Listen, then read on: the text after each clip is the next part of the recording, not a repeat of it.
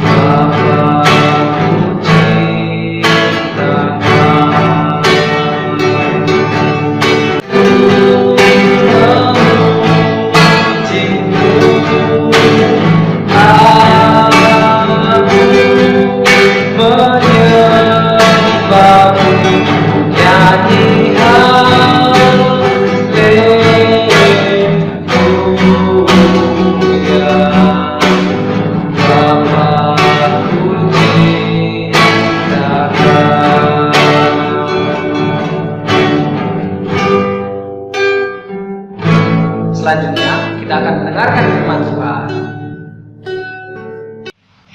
Baik, mari kita berdoa. Terima kasih Bapa yang baik, Kau masih memberikan kami kesempatan untuk mendengarkan firman-Mu melalui video ini Tuhan. Walaupun kami berpisah jarak, kami yakin Tuhan selalu baik dalam kehidupan kami anak-anak-Mu. Kami bersyukur Tuhan, dan kami akan mendengarkan firman-Mu hanya di dalam nama Tuhan Yesus. Haleluya, amin.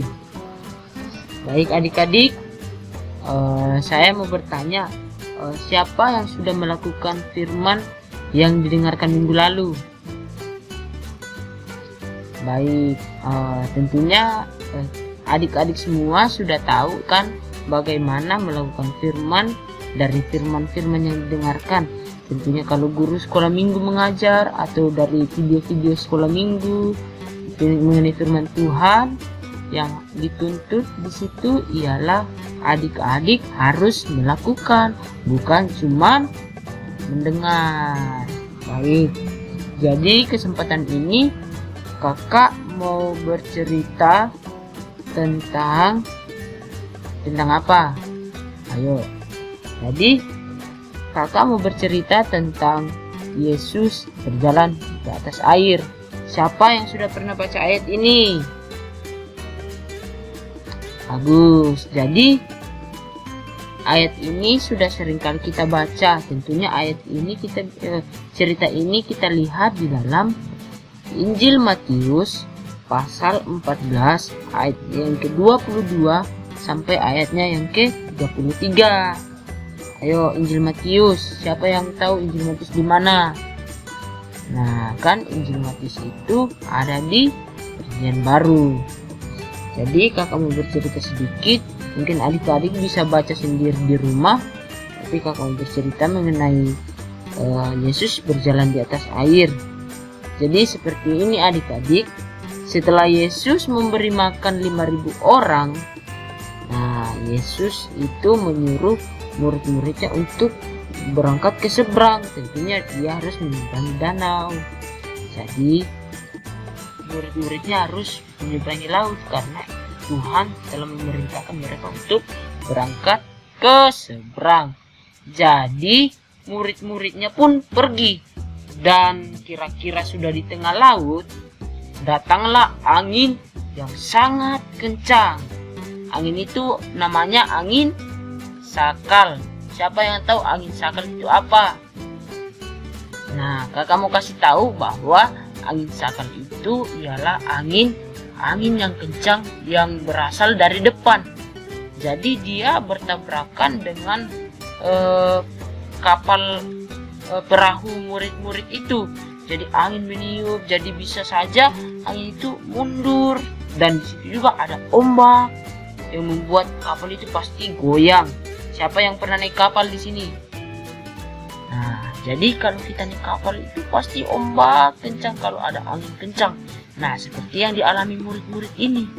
Tetapi di dalam situasi itu, walaupun murid-murid dalam situasi bahaya, bukan berarti Yesus itu tidak ada.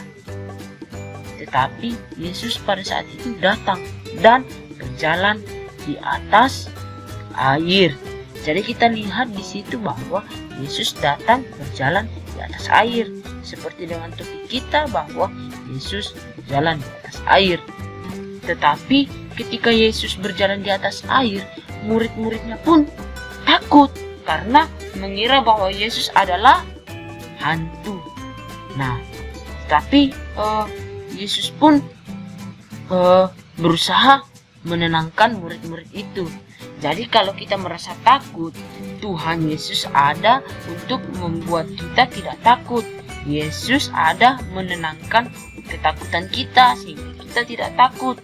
Kakak mau baca di ayat yang ke-28.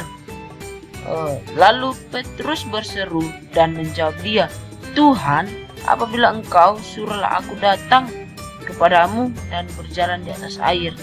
Kakak juga mau baca di ayat 27. Tetapi segera Yesus berkata kepada mereka, "Tenanglah, ini aku, jangan takut." Nah, ini dia buktinya bahwa Yesus itu datang ketika kita merasa takut. Buat adik-adik mungkin takut sama situasi saat ini, dikurung di rumah karena ada virus corona. Jangan takut, Tuhan ada bersama dengan adik-adik. Yang penting adik-adik bisa taat dan dengar-dengaran sama orang tua. Apa yang dinasihatkan orang tua, adik-adik harus lakukan. Jangan membantah sama orang tua. Nah, seperti itu. Jadi ketika Yesus berjalan di atas air, murid-muridnya takut. Tetapi Yesus sendiri menenangkan ketakutan murid-murid itu. Sehingga di situ juga Petrus berkata kepada Yesus. Katanya, "Tuhan, apabila Engkau itu, suruhlah aku datang kepadamu dan berjalan di atas air." Nah, Yesus pun mau membuktikan bahwa Yesus itu dekat dengan umatnya. Yesus membuktikan bahwa Yesus itu dekat dengan murid-muridnya, sehingga Petrus pun diajak untuk berjalan di atas air. Apakah Petrus itu bisa berjalan di atas air? Nah, tentunya kalau kita lihat cerita ini, Petrus pun berjalan di atas air. Tetapi Petrus tidak bertahan lama. Kenapa? Karena Petrus takut. Petrus kurang percaya. Nah, begitu juga buat adik-adik. Kalau kita mulai kurang percaya, kita masih takut, kita masih ragu, kita pastinya akan tetap berada dalam ketakutan itu. Sebab kalau kita tidak percaya, rasa ketakutan itu sering menghantui kita. Tapi kalau kita tetap percaya kepada Tuhan, kita tidak perlu takut, kita tidak akan merasa takut, bahkan kita merasa bahwa Tuhan itu bersama dengan kita, bersama dengan adik-adik. Oleh sebab itu, mari kita semua adik-adik percaya kepada Tuhan, bahwa Tuhan itu ada bersama dengan kita. Nah, di dalam situasi ketakutan Petrus pun, Yesus lagi membuktikan bahwa Yesus itu selalu dekat dengan Petrus. Nah, ketika Petrus jatuh, apakah Petrus mati karena tenggelam? Ataukah Petrus tidak bisa berenang? Nah, di ayat ini pun dikatakan bahwa di ayat 31 ya adik-adik, kakak bacakan. Segera Yesus mengulurkan tangannya, memegang dia dan berkata, "Hai orang yang kurang percaya, mengapa engkau bimbang?" Nah, di situ ada kata segera Yesus mengulurkan tangannya, memegang Petrus. Nah, ketika Petrus jatuh, Yesus pun memegang tangannya dan mengangkat dia, menarik dia dari air itu dan membawa ke perahu. Sama seperti adik-adik, mungkin adik-adik saat ini masih takut, tetapi yakinlah bahwa Tuhan Yesus bersama dengan adik-adik sekalian. Roh Kudus bersama dengan adik-adik, menuntun adik-adik, walaupun adik-adik sekarang ini takut dan sering terpuruk dalam ketakutan, tetapi yakinlah bahwa Tuhan akan membawa adik-adik untuk merasa tidak takut lagi, bahkan membawa adik-adik di dalam suatu posisi yang aman, jadi tidak perlu takut lagi. Nah, dan pada akhirnya ketika setelah semua itu terjadi, setelah Yesus mengangkat Petrus yang tenggelam, dia pun naik ke perahu dan angin itu pun reda.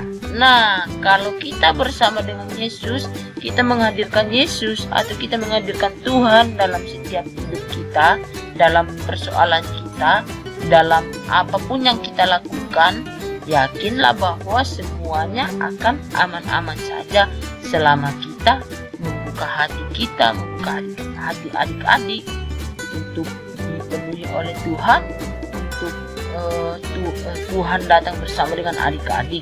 Jadi kakak mau sampaikan kepada adik-adik, jangan pernah takut sebab ada Tuhan bersama dengan adik-adik. Jadi adik-adik juga harus membuka hati kepada Tuhan supaya Tuhan bisa datang bersama dengan adik-adik. Dan pun kita melihat kuasa Tuhan yang nyata. Walaupun adik-adik saat ini masih dalam ketakutan, tetapi adik-adik harus percaya sama Tuhan, sehingga adik-adik tidak selalu dalam ketakutan, tetapi adik-adik selalu merasakan penghiburan.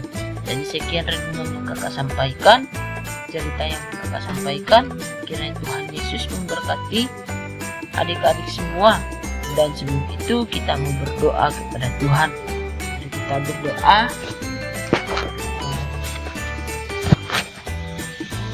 Terima kasih Tuhan, kami telah mendengarkan firman-Mu. Sedikit cerita mengenai Yesus berjalan di atas air. Kami yakin hal ini betul-betul terjadi. Dan di dalam kehidupan kami, di dalam kehidupan adik-adik semua, akan merasakan pertolongan Tuhan dan merasakan bahwa Tuhan bersama dengan kami semua. Di situasi saat ini kami yakin dan percaya Tuhan selalu bersama dengan kami. Berkati kami semua, kami sangat mengucap syukur dalam nama Tuhan Yesus. Haleluya. Semua yang percaya katakan amin. Jadi sekian video ini kakak buat adik-adik semua. Saya ucapkan shalom. Dah.